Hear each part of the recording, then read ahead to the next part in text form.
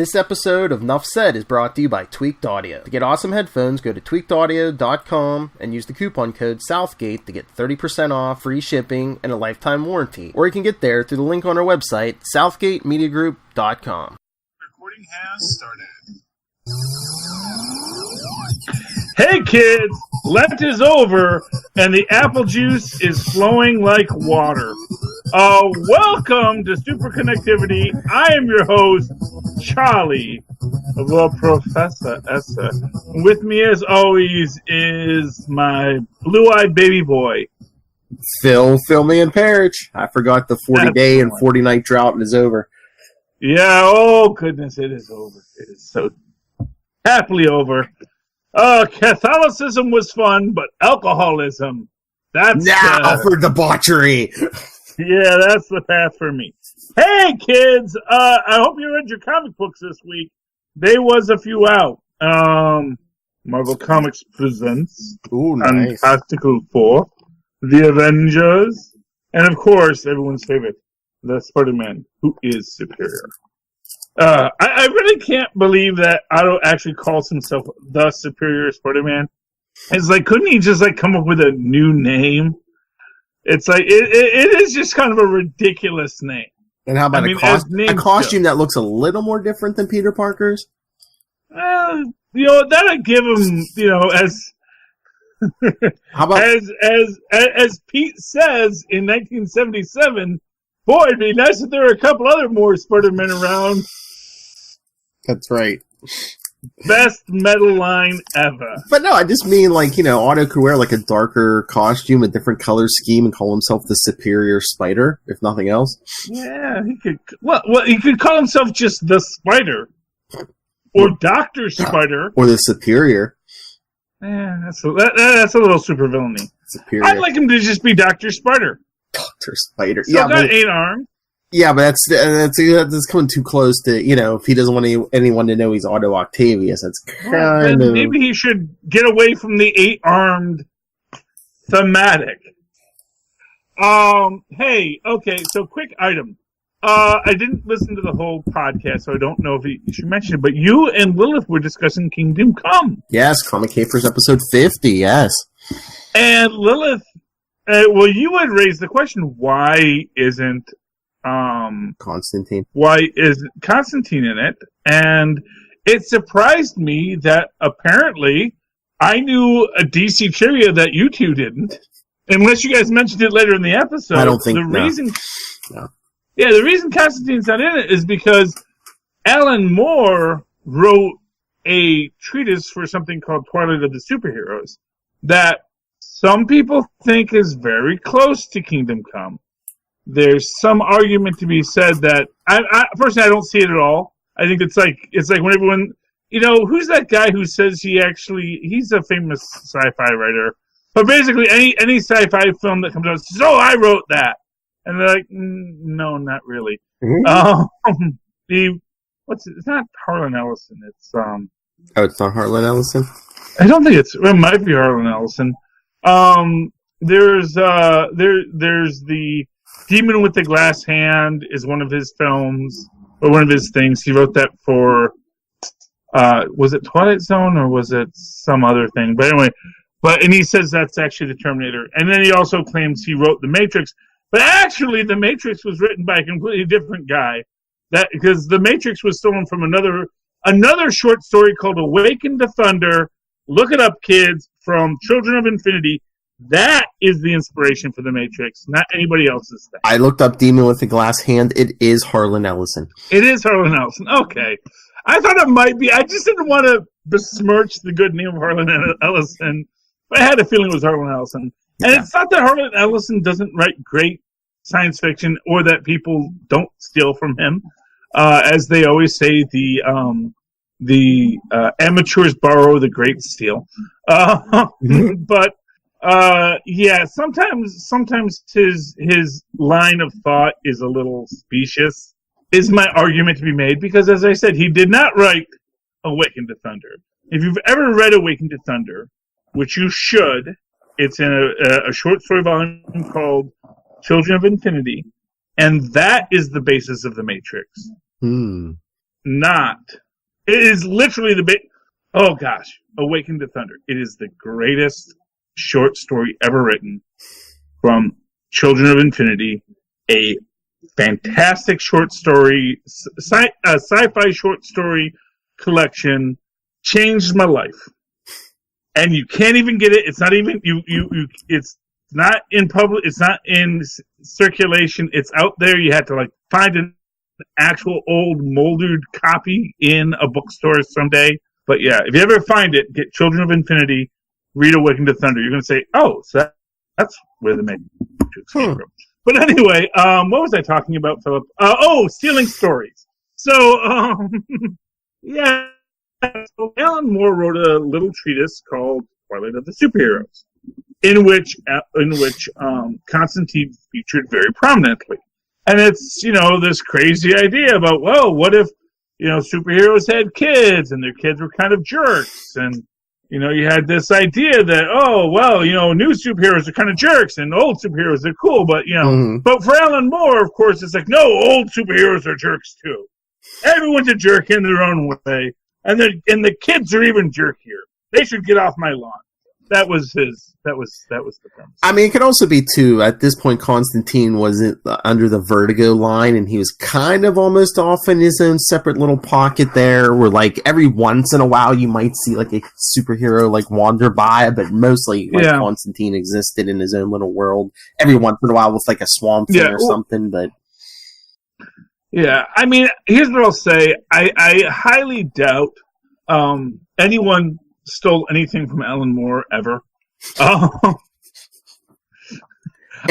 Alan Moore steals. That's why he's great, because the great steal. Yeah, right. But you don't steal from someone who's already stolen. And I should say, I'm surprised they didn't make a reference to Constantine, because maybe they were assuming he was dead by this point. Because I think Lilith can back me up on this. Vertigo, when he was when he had 300 issues, I think, under Vertigo, the Hellblazer line, he was basically aging almost in real time at that point. Then once New 52 hit, they brought him into the main DC universe, and forget that. But yeah, well, anyway, it's cool. Yeah. Oh, and speaking of which.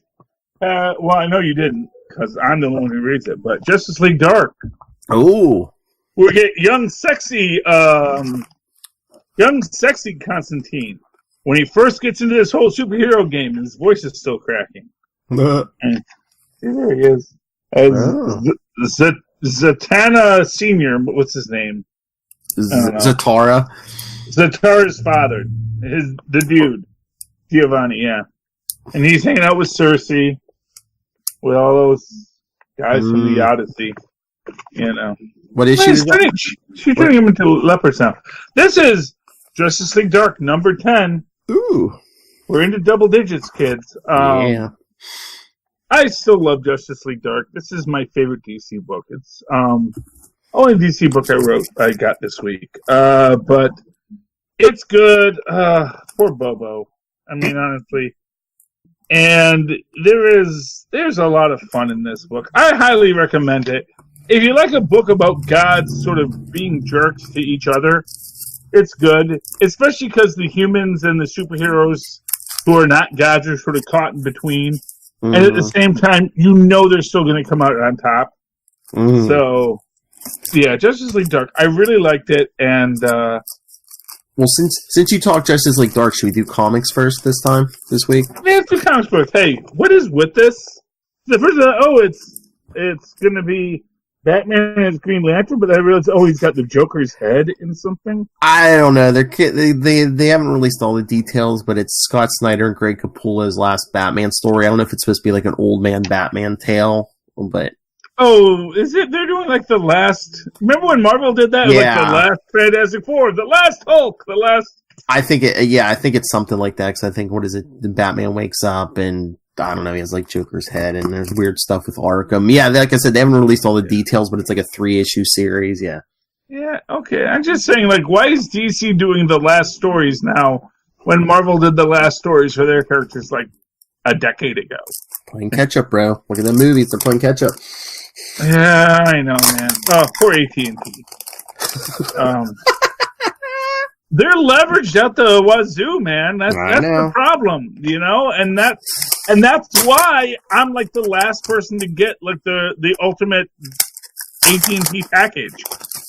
I got in at just the right time, got unlimited data and DirecTV Now and all this stuff streaming on my TV over the Wi-Fi's. And, and no one else can get it now. And I feel bad because it's like, man, poor AT&T, what's going on, man? They want to leverage themselves and put them in that spot where they're just going to spend money. But you know what the problem is? The AT&T isn't like Tesla. And it's not that Tesla's good. It's just that, it's new, so people want to throw money at it. AT&T is like this old line company, but no one wants to throw money at them. It's like, no, we can actually do this better than Tesla could. It's like, no, we don't care. They're all falling for it. Eventually, Disney's going to own everything. Yeah, Disney's pretty leveraged too, man. I'm going to be honest with you. It would not surprise me in like 10 years. Like, it's going to be Kinney Parking all over again, where they're like, "Hey, anybody want to buy some superheroes?" I don't know. They're going to make They're going to make a whole bunch of cheddar this weekend, my friend. Oh, they're going to make the money back on it. Don't get me wrong. They might make $1 billion this weekend. Oh, I mean, I think they said overseas they already made like over 100 million already before it even opened in the States. They already had like what was it, like 120 or 130 million already. It made its money back. Oh yeah. Yeah, I mean that's the thing. They said it might be the quickest movie ever to hit $1 billion. This is going to dethrone Cleopatra. You mark my words. This will dethrone Cleopatra. Titanic, Avatar. It's going to knock them out. Okay, so you have to adjust. Mm-hmm. Adjusted for inflation, Cleopatra is still the most expensive movie ever made. And this is the crazy thing about Cleopatra. The most expensive movie ever made, the highest grossing film, adjusted for inflation, ever made, still lost money. Cleopatra with Elizabeth Taylor is like this insane thing where it's this insanely popular film that made just, in modern day equivalent, just billions of dollars, but they spent more than that to make it. You know what? You want to build, that's why you gotta, this was before CGI, where you could actually just sort of CGI a pyramid. They just freaking built pyramids. Yes, build a pyramid! Yep. I want realism. Never trust a director who says he wants realism. You do know you work in a fictional genre, right? Anyway. So yeah, no, Endgame's gonna do pretty good. I hear. I'm gonna go see it. Oh, I'm gonna see it too on Saturday. But hey, I will bet I will see this film about 4 times. I'm thinking about going if I can squeeze in a second showing this weekend. I mean, 2 is my normal, but yeah. I think I'm gonna go see this. Will be like Back to the Future for me. Yeah. Back to the Future was that first film I saw like 6 times. Boy, I mean, they're just going to kill at the box office, but then once it hits like, Blu-ray and streaming and stuff. Oh, well, then it's just, it's just going to be in a continuous loop. Oh, yeah. But I mean, they're going to make so much more, they're going to make more and more money. Yeah, they're gonna make their money back on this one, I think. All right, well, we're talking comics, so speaking of Avengers, let's talk Avengers 18. Avengers 18. I love this book. Oh, we got variant covers. Oh, yeah, different covers. Yeah, I got Troll She-Hulk cover. Oh. She-Shrek. I got the Squadron Supreme of America. Yeah. So, here's my question. Yes. Has Mephisto, brainwashed the Squadron Supreme? Are they doing the, Faustus method on these guys, or are these LMDs? It looks like, I don't know, it looks like they're being brainwashed, because at first I was like, wait a minute, did they all Franklin Richards Secret Wars them, so now they're originally from this reality, but maybe it is the original Squadron, and they're just brainwashed into thinking they're native to this reality. You get that, but then there's all this stuff that Coulson said. Yes, Coulson's back and now he's evil. And now we know why. I mean, because Deadpool killed him, but I guess maybe Mephisto resurrected him. Mephisto's got a day job, Yeah, not for nothing. I mean, I'm waiting for the Nighthawk meet Deadly Nighthawk crossover that is now just pre-written. Yes. It's you're supposed to be dead, and you're not even the right guy, Yeah, and it's just they're kind of drawing Coulson to look a little bit like Henry Peter Gyrich. I don't know. He's very Gyrichy. They're like, what's the quickest way to make him look evil? Well, I draw him like Gyrich. Man, well, Gyrich is evil. Yeah, this is neat, and I love just sweet, good-natured Mephisto. Second time we're getting sweet, good-natured Mephisto. Sitting down to dinner. Well, he's pretty much a decent guy in the.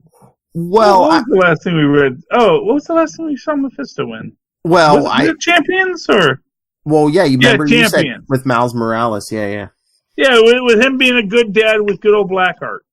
Well, I'm just wondering. I mean, I think the dinner thing might be calling it out, but like at the end of Damnation, like they kind of Doctor Strange and the others like kind of mystically locked him in a penthouse in Las Vegas, and then like Johnny Blaze became the new king of hell.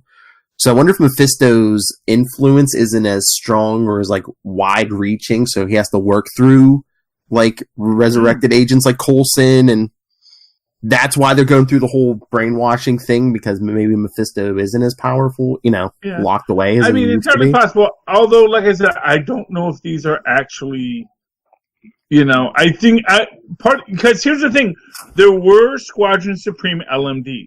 Yeah, but like say like is a Hyperion LMD going to be as strong and as durable as the real thing? I don't know, man. They can do a lot now. I know, but yeah. And what gives me the LMD concept is you have the Coulson saying keep his jealousy at like 7 and his jealousy at 4.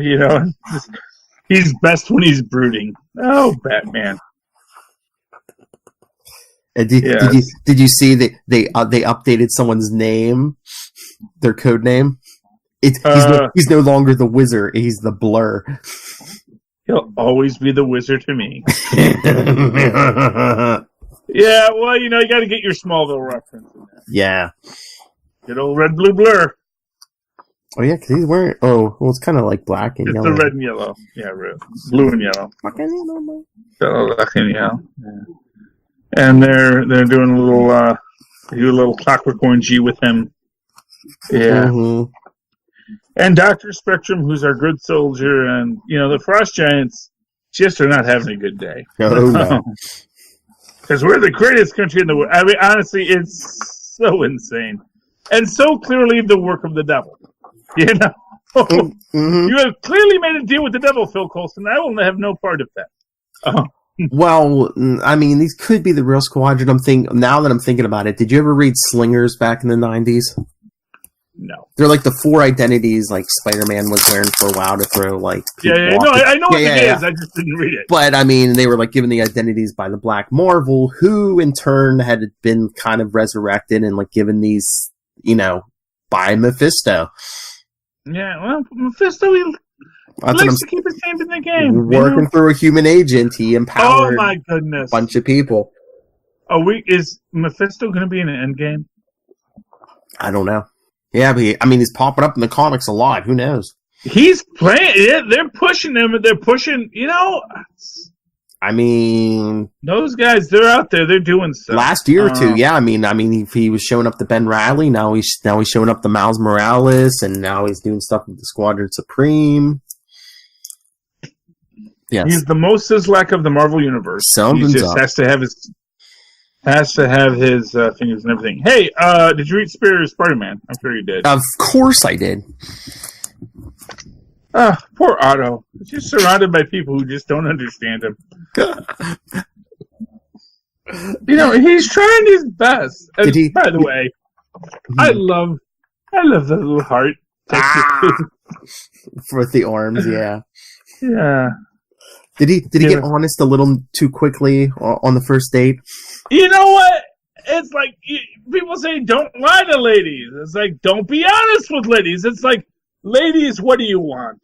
Ladies! Lilith Fire, you're a lady. What do you all want? I mean, do you at least wait a couple days to make sure it works out and then drop I used to be a supervillain. Now I'm living in a clone body. Saying, you know what? What he's doing is he's saying, I want to be honest. I mean, I don't want to be... What he's saying is, I don't want to be this jerk who does these things. And... it's like, hey, I'm going to go leave. It's like, okay, go to the bathroom. Wait, that's not the bathroom. And then, of course, as luck would have it, we all get infected by homunculi. Yes. Vaccinate your children against homunculi. It's important. But, it's all like all these demons, and I'm proud of Otto. Instead of thinking he can handle it himself, he calls in an expert. Well, he doesn't have brain damage no more. Yeah. That's the thing. It's like, this is not Dr. Doom. Do not put him back in the freaking armor. He's like, I am doing my darndest. I am trying to be a hero, and I think I'm doing pretty good. And yes, I make calculations. I don't think that makes me a bad person. That's sort of, not for nothing. That is Otto's point. He's like, I don't think the things I do make me a bad person. No. I am trying to do the best for the most. And I understand humanity and understand all these things. And, quit being so judgy. Oh, yeah. Dr. Strange shows up and he's like, the Eye of Agamotto knows who you are, Otto, Dr. Octopus. Yeah, well, it's like, okay, fine. And then what else does the Eye of Agamotto tell him? That he's telling the truth. Booyah! Mm-hmm. Booyah! As they say in Doom Patrol. He goes, you're a criminal, and Otto says, well, you were once a drunken disgrace. You're a drunk driver who killed people, okay? Yeah. Let's be clear here. You killed people. You are a irresponsible drunken driver. I get drunk and ride the subway. Thank you very much. And he lived in New York. He could have ridden the subway. He didn't have to be driving those fancy cars while he was drunk. That's right. Although now in the modern thing, he's a distracted driver. Because drunk driver is just too unacceptable. Yeah. It's like, okay, and not for nothing, we've defeated, to at least some extent socially, the scourge of the drunk driver. Now it's a distracted driver. Next, they're going to be coming for you Big Macs, people. Watch my words. And now Master Pandemonium can, build himself further bodies. But I mean, I know Anna Marie, Anna Marie told, suggested to him that he should be honest with this woman and stuff, but it's like, does he really need to get honest with someone? I mean, unless he's going to marry somebody or something, or spend, the rest of his life, does he really have to get honest with them? Because, I mean, I know it's kind of a deception, but this is his body now. He's not in the body of Otto Octavius anymore, so he's, except for the brain, except for his mind, he's not Otto Octavius anymore. Pattern, not his actual brain. His brain is actually 4 days old. The consciousness. Yeah, I mean, honestly, what is Otto anymore except for a computer program? That's what I'm saying. Does he have to tell anybody he's Otto? He's really not Otto anymore. He hasn't been Otto. I still say he's Peter Parker, who just thinks he's Otto Octavius. He is a copy of a copy of a copy of a computer program that has been rewritten onto a body, and he makes his own self now. Well, he's a self-replicating computer. He is the ultimate in AI. He is a self-replicating computer program. There has to be some of Otto in there because the Eye of Agamotto identified him as Otto. It's like because he thinks he's Otto. But wouldn't the eye see through that though? Well, I don't know what. I don't know. You're a copy of Peter Parker with delusions of grandeur. Well, no, what it is, it's like the Oracle at Delphi. It tells you the truth, but that doesn't mean that you interpret it correctly. And what the Eye of Agamotto tells Doctor Strange doesn't necessarily mean that Doctor Strange is looking at what the eye is actually telling him. It's like a fancy lie detector. It says he's Otto because he believes he's Otto. No. It's that Doctor Strange interprets what it tells him as an answer to who he is. Because obviously, here's the thing. Obviously, Agamotto is going to say, oh, okay, so this guy is the basic brain pattern of Otto Octavius, Yeah. written over Peter Parker, written over something else, that he's trying to do. It is a very complex story that Doctor Strange doesn't want to listen to. It dumbs it down for Doctor Strange. Instead of saying this is a copy, instead of this is a copy of a copy of a copy of Otto Octavius. Hey, it's Otto Octavius. Well, no, what Doctor Strange? No, I'm sure the Eye of Agamotto just told him all that. Just had a whole Wikipedia entry for him. Well, that's what I said. Do you think it's just dumbing it down for Strange? No. I think it's Strange dumbing it down for himself. I think it's Doctor Strange TLDR. What the Eye is trying to tell him. Okay. So the Eye is saying, here's the entry on who you're looking at, and he's like, Otto. Okay, I got what I need. I saw the word Otto Octavius in there somewhere. So yeah, and but then for what it's worth, the Eye actually continues on and says, "No, dude, really, because again, it's like the Eye says you tell the truth." It's like, yes, it probably told you that the first time, didn't it? But Doctor Strange is like, Yeah. Honestly, it's great to have Doctor Strange because it is someone more vain, glorious than Otto. It's like the master of the mystic arts. So good book, Otto. Oh yeah. And willing to take a consultation because you know who wants to do a consultation with Otto Octavius? Who? Someone who is wise enough to know. I need the person who really knows what we're dealing with. Mm-hmm. Reed Richards. Bang. Because sometimes you just got to pants Doom. Although, in Marvel's defense, they did put his pants on by the second issue. But he was pantsless. That's all right. I think he'd rather have that revealed than his face. He even throws his hands up in front of his face, and Sue makes those invisible. Yeah, Sue is doing what she has to do, because not for nothing. It's like, just why can you, as Otto says, if that drop out Doom, Doom is just such a dropout. He's just so not, which is why his whole Infamous Iron Man thing failed. Not for nothing. It's like you clearly are not as smart as Otto Octavius. You clearly cannot adapt. No. You're even a bad supervillain, is what I would say. Really, he's only a good supervillain because there weren't superheroes in Latveria when he took over.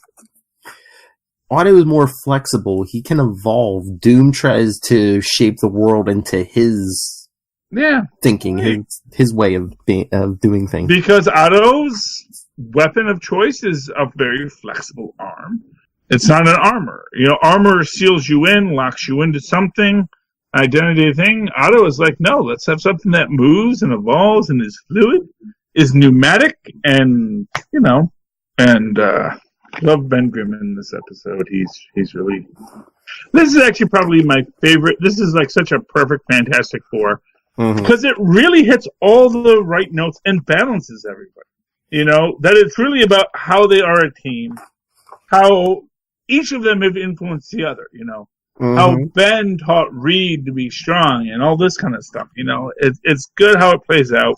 And Johnny figured out ways to use his powers in different ways, hanging around Reed and stuff. And yeah, and Sue learned how to pants someone from Johnny. It's like, I know how to troll someone. I know how to find that thing that makes you, I'm so ashamed, Don't be a troll. Well, no, because you know what? The trolls are hungry, and you're not going to get them out from under that bridge unless you offer them a nice, tasty goat. And, Yeah. It's just a fantastic thing, and solving the whole Galactus problem. Yep. And then, good old Galactus actually is a person of his word. I'm not going to eat your dang world. Yeah. I'm not going to eat you damn people. I'm moving her along, and then they send all of Wendy's little bat demon homunculi. Well, Valeria had to test the teleporter. Yeah, I guess so. But do we really want to... Why do all of Doom's Doom bots look like a Apocalypse. I don't know. I don't know. I mean, that's like from the Byrne run. I mean, he had robots that look like that.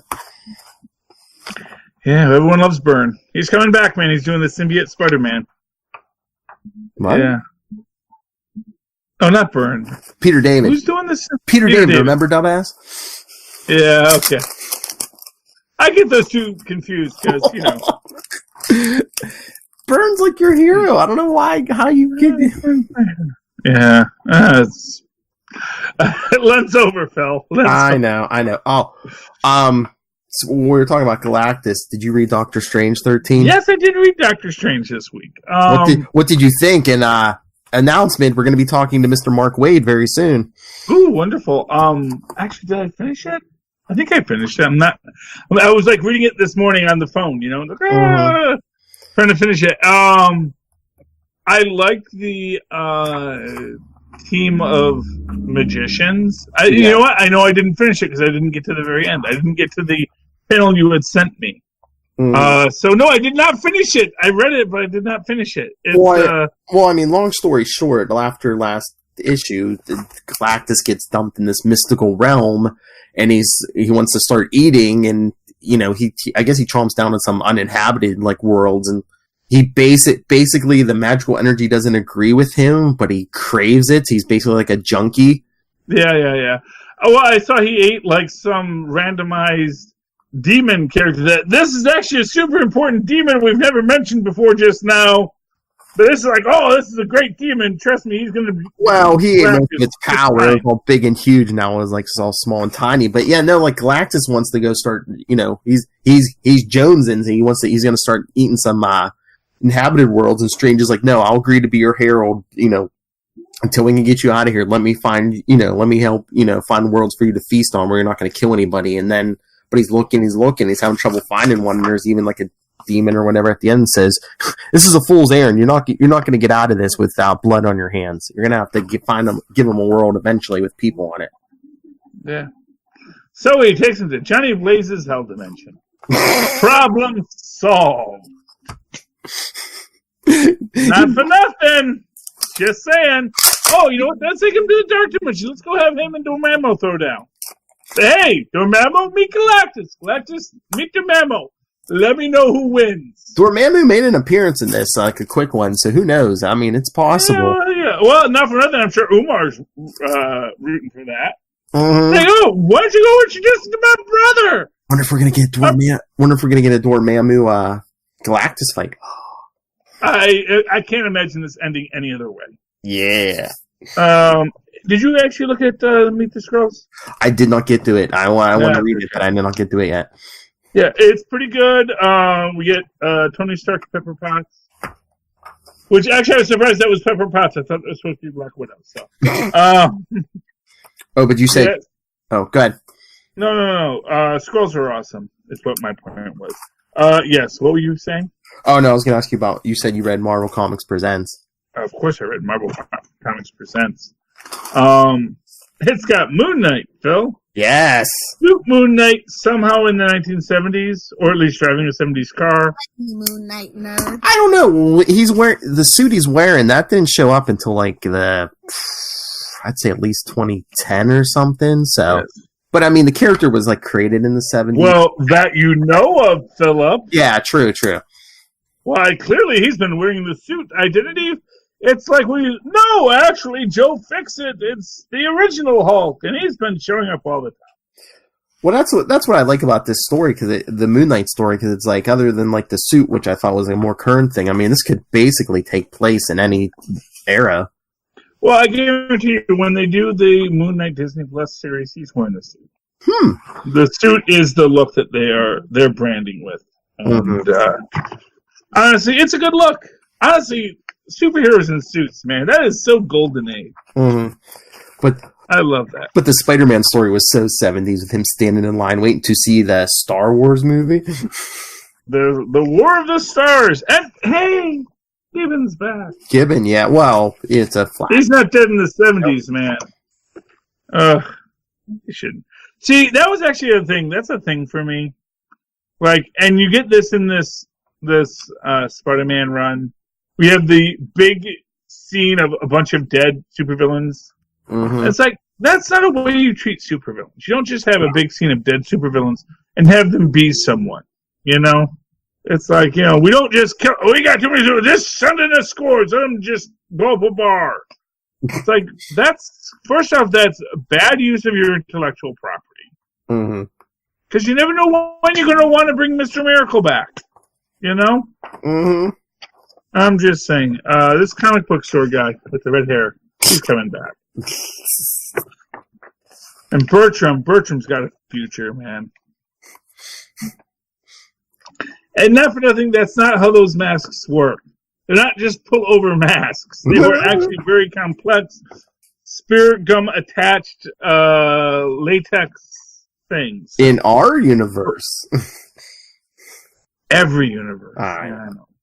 Well, fortunately, Stark Costumes had made better masks that you could pull on and unstable molecules. Flexible. Stable molecule. Hey, can I just say a real quick thing? How nice of Dr. Doom to actually make the costumes out of unstable molecules. You know, really, it's like, who's the villain here? He wasn't going to pants the Fantastic Four, but Sue pantsed him.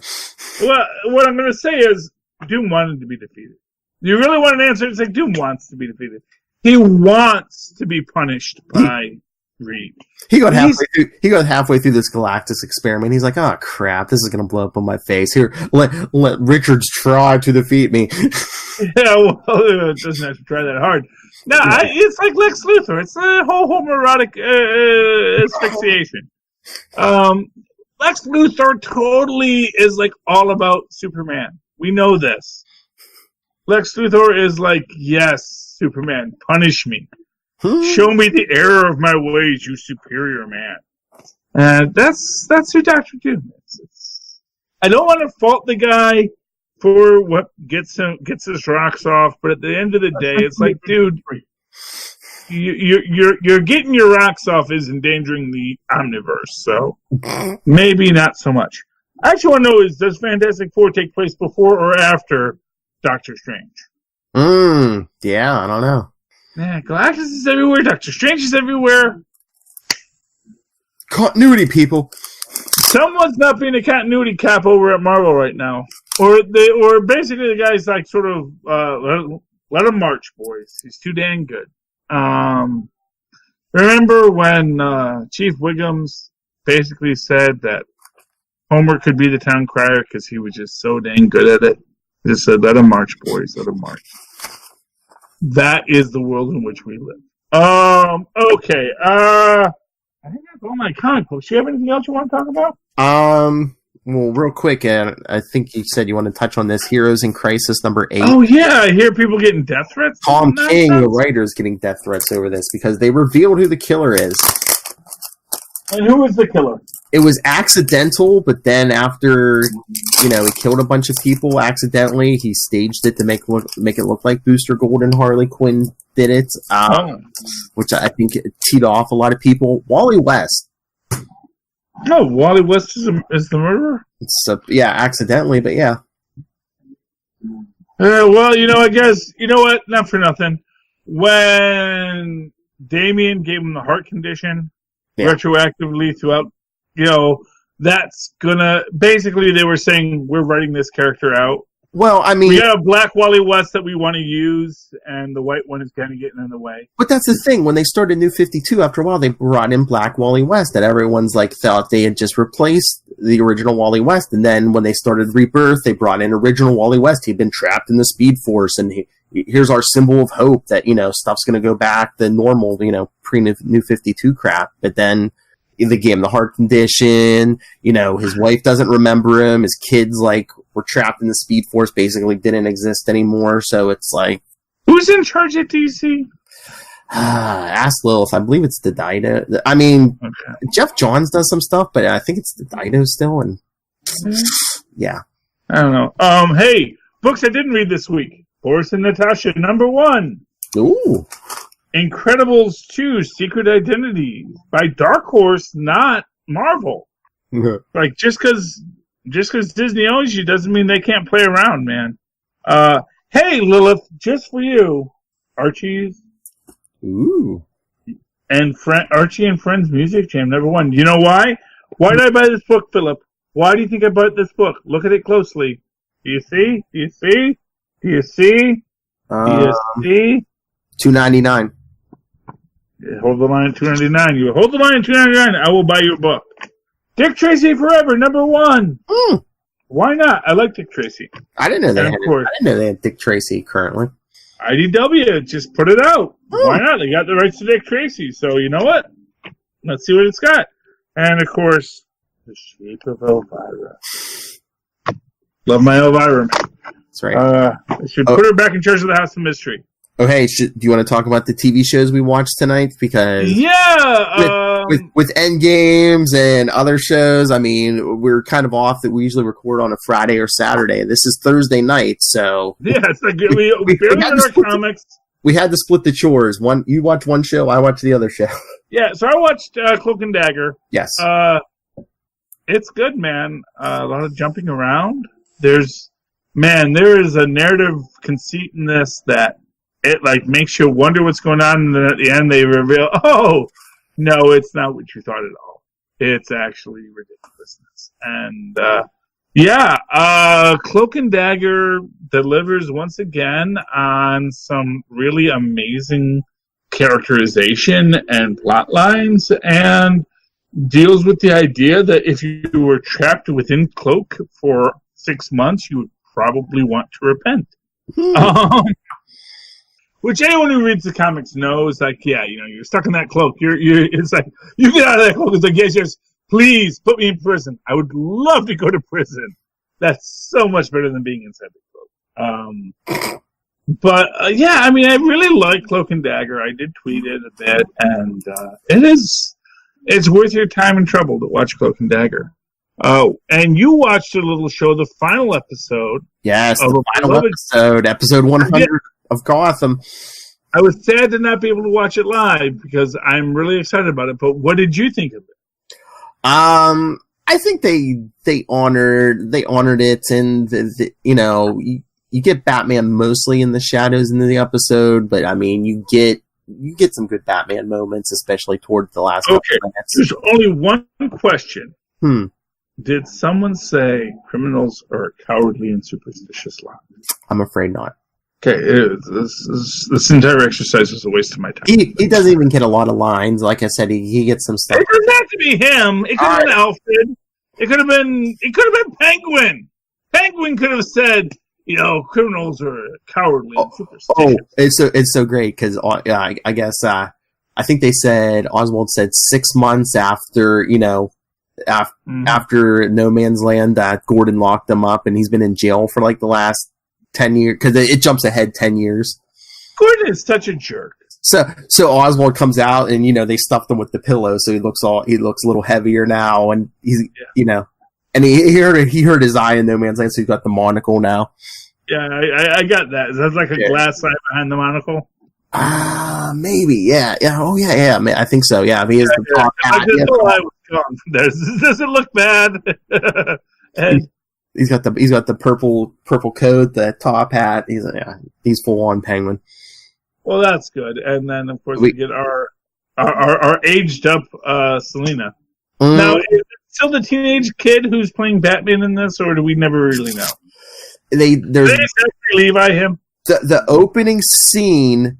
They showed David Mazouz's Bruce Wayne, and I guess it's still in the present, and he's telling Alfred, I'm going to be gone for a while. They show him wandering around some foreign city, but then after the opening credits, you don't see Bruce Wayne at all. You just see Batman for the most part, either in in shadow mostly. But yeah, you don't see any version of Bruce Wayne, just Batman after that. Are Bullock and Gordon still friends? Yes. That's all that matters to me. Yeah. I got the impression from this that Stabby Babs and Gordon are a thing now. No, the previews. I mean they had the daughter together, but it seems that Gordon is still with Lee Tompkins, but I guess they're all good with Barbara now. Yeah, well, hey, supervising the construction of what's going to be the Gotham clock tower. So I guess I guess she reformed after No Man's Land, and she had red hair. So I'm like, is she dyeing that red, or are we supposed to assume she was always red and just dyed her hair the rest of the series? Who knows? I mean, what I want to know is, why is her acts of villainy so much less than Oswald's? Why has Oswald got to go to prison and Babs gets out just because she's stripping the boss? Well, I mean, unless she got, I don't know if they all got pardons after No Man's Land, and I think at the end of the last episode, Oswald and Enigma were all like, "Oh yeah, we're gonna keep going and be criminals," and maybe Barbara just stopped and reformed at that point. Yeah, but maybe they all got last jail. chance. Yeah, but it's 6 months after No Man's Land. They said he put him in jail, so maybe Oswald kept. I would assume went on another crimes. They all got one last chance. Oswald went on one last crime spree. Babs took that chance and reformed. Did we find out what happened to Nissa Al Ghul? No. So she's at the bottom of Gotham Harbor, man. I guess. Getting eaten by that dang dog. That dog ate well for a week, and then we got Penguin, we got Riddler, and we got the return of Jerome. The Joker. Yeah, old man Joker. Was Poison Ivy in there for some reason? No. I thought no. Let's leave it now, in there.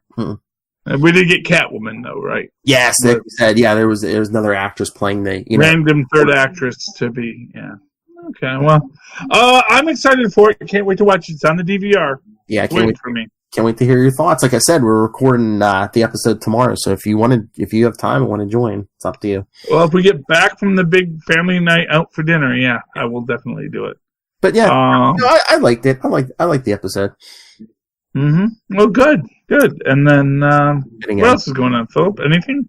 And then they had a commercial for that Alfred series, of course, on the Epix channel. Okay.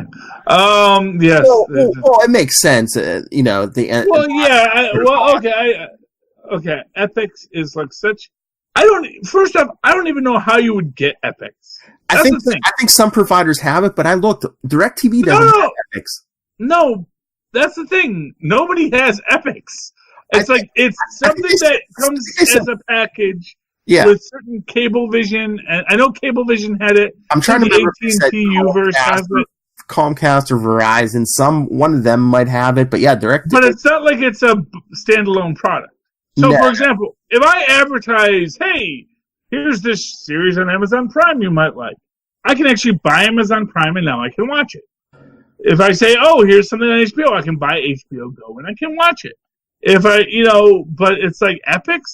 I don't think you can just buy solo. Well, that's DC's problem. They're putting, there's this DC show, but it's not on every platform. It's pick a channel where it's on everybody's platform. But I think I was doing my research tonight. I think they said Epix might put all their stuff on Netflix or something. Maybe I think a month after they air or something. Oh, okay. Well, I don't know. It's not that Alfred, so. But yeah, no, I agree with you. I mean, I never heard of Epix before Alfred. I mean, I've heard about Epix. I mean, I know what it is. It's like Stars, Yeah. And Stars has series. They have the American Gods series, but I mean, again, in order for me to get Stars, I have to get a secondary subscription through Hulu or another thing. But they're not making it easy. I mean, at least with an HBO or a Cinemax, or Showtime, I've heard of that. I know where to go, what I have to do to go get it. I have to, pay more on my DirecTV bill. Epix, I was like, what the heck is Epix? Yeah, well, the thing is that they all also have established products. Yes. So it's HBO has established products. They've got John Oliver, they've got Game of Thrones, they've had The Sopranos. Well, maybe the Epix, I wonder if they begged them for that show, because they're like, hey, maybe a high-profile DC show will put us on the map. They're like, we'll let you have, what do we got? Alfred. Okay, yeah, you can have Alfred. Yeah. Well, they're not going to give him something good. I mean, come on. Give him Ambush Bug. Okay, I'm going to say this right now. Why would you do that to Ambush Bug? I need the Ambush Bug to be on Doom Patrol. Well, he hasn't been on yet. And maybe he would have made it, but I don't know what about the future of that DC Universe app. No. I mean, because this season isn't done yet. Yeah, but I think they've done it all, I think. Well, I assume here's another. If he's in the last episode, I'm totally cool. Yeah. Okay. I'm totally cool. They had Danny the Street. Danny the Street is in it. Mm-hmm. And, and Mr. Negative is totally a fourth wall breaker. The only thing that can defeat him would be a guy like Ambush Bug. I just don't know. I think they're doing a lot of the Grant Morrison stuff. Like, I didn't read the arc, but I believe a lot of it's from the Grant Morrison Doom Patrol arc, and yeah, there was no Ambush Bug, so. Well, Ambush Bug was in the Doom Patrol. Yeah, but I don't think that era. But, I mean, it could happen. Well, he was in the Doom Patrol with Danny the Street. I know that. I don't know who wrote it. But Danny the Street and Ambush Bug were both on the team at the same time. It could happen, because, I mean, they have Cyborg, and I'm like, what the heck? Why they have... Cyborg has never been on the Doom Patrol, so don't tell me, he's not on the Doom Patrol. I know. Yeah, I know. Yeah, it's like, and nevertheless, I love Cyborg on the Doom Patrol. Oh, yeah. He makes a nice dichotomy to Robot Man, especially in this idea of, Robot Man is a brain inside of this weird mechanized robot, and Cyborg is questioning whether or not his memories are even real, if he's even Cyborg. They've actually kind of made Cyborg Deathlock, which is a nice way to play out that character. I like this version of Cyborg better than the movie version. Everyone likes this version of Cyborg. Oh yeah. I was going to say that's. This is like it goes Teen Titans Go, Teen Titans cartoon, Doom Patrol Cyborg. This is the best live action Cyborg, yeah. Yeah. Oh yeah. Live action. You go live action. Yeah. Teen Titans Go Cyborg is awesome. He is really just about the best character in that entire series. But you know what? The Teen Titans one was great too, and Cyborg's an awesome character if you let him be. If you don't give him all the baggage of his insane family, which honestly sounds Alan Moore. I don't know. Just throw that out there. I know you don't watch Arrow, but maybe you might want to watch this week's episode because we met John Diggle's stepfather. Oh, is this Green Lantern? And I don't know. People were saying because the last name was the guy's last name was Stewart, but I mean it's kind of flimsy. But no, you know who played? He's an Army general. You know who played the general? Who played the general? Father Ernie Hudson. Oh yes, I saw he was going. He had a part in it, so he was good. Well, who doesn't like Ernie Hudson? Oh no, I know he's great. Ernie Hudson's wonderful. He's the best of the Ghostbusters. Mm-hmm. He was in The Crow. I mean, I love Ernie Hudson's work. Yeah. Oh, by the way, we got the new Ghostbusters coming out. Mm-hmm.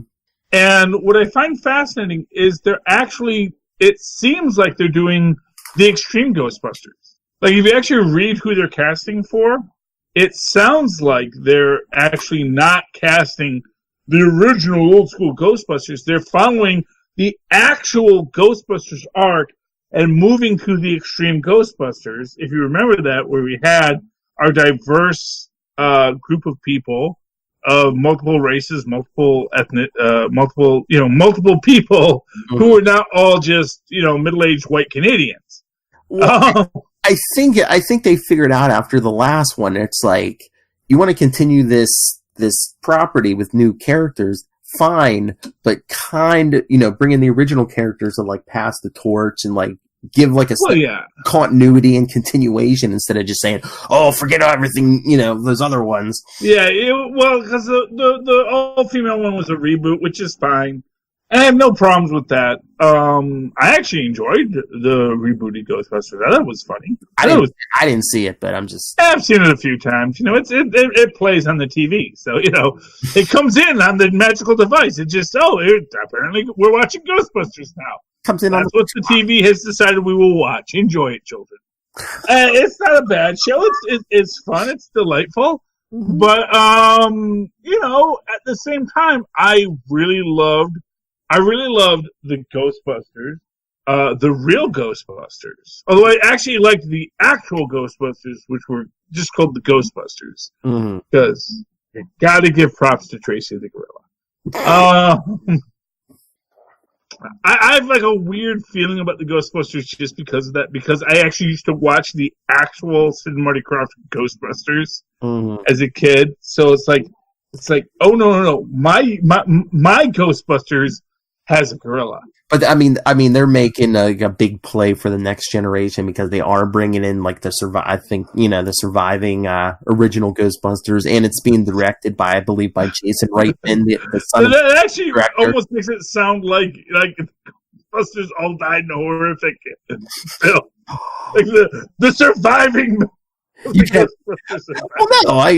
no, what's his face died. You know, you can have one of them has actually died. He was assassinated by Time. Time, the greatest assassin. Have the ghost of Egon. You can hope, man. Let's go. They're so going for that generational thing because it's even being directed by Jason Reitman, who's Ivan Reitman's son, who directed the first two. I don't know if that's a good thing. I don't know. I'm not saying it's like if you got that job because your last name happens to be the same as.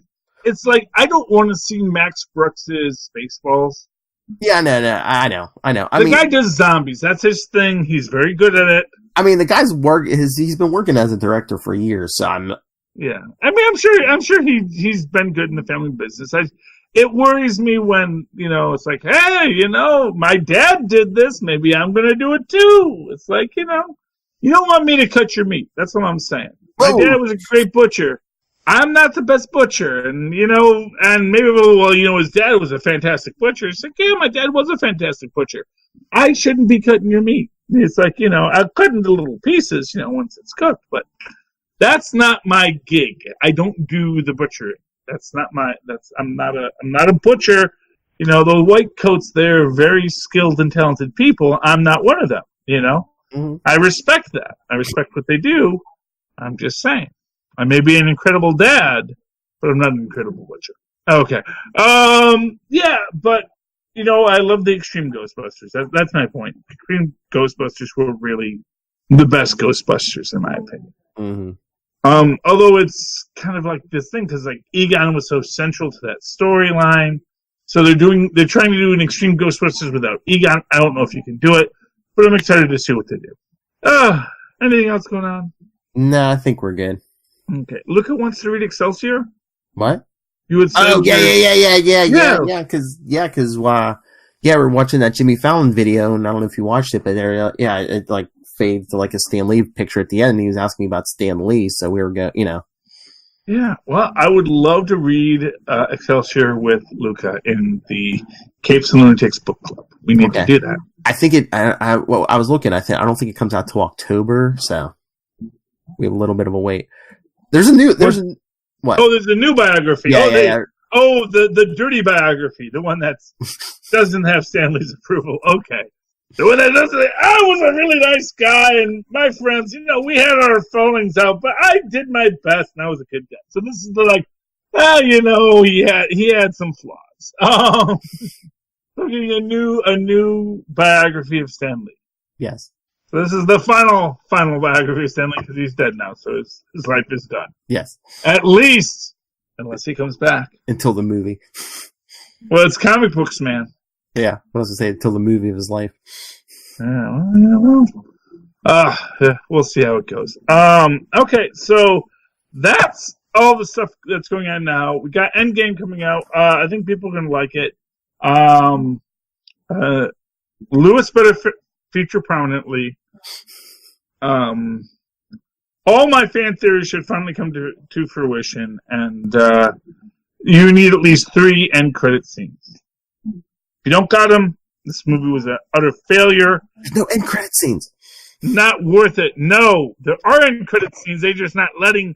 They're waiting to give it to us, Philip, because they know we're the real fans. They don't want bladders to explode all over the world. It's a 3-hour movie. Come on. You know what?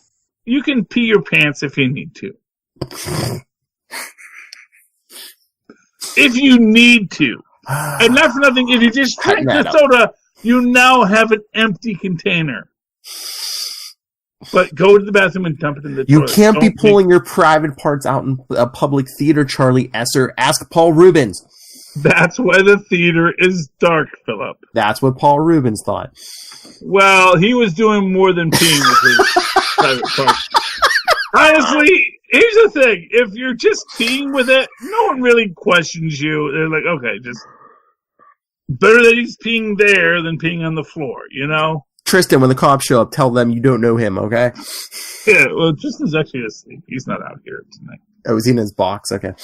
No, yeah, he's just like the guy from Prophet. He's sleeping in his box. Okay. Enough 90s references when we don't even have a little how far to appreciate them.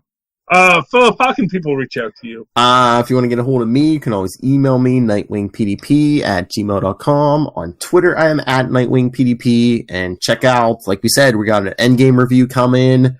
We're going to have a... 7 o'clock on Sunday. That's right, 7 o'clock Sunday. Eastern, yes. On the YouTube. Tomorrow night, we're going to have a Before the Bat, the final episode review. And next week, Mark Wade, Wednesday night. So send your questions in. Yay, Mark Wade. Okay.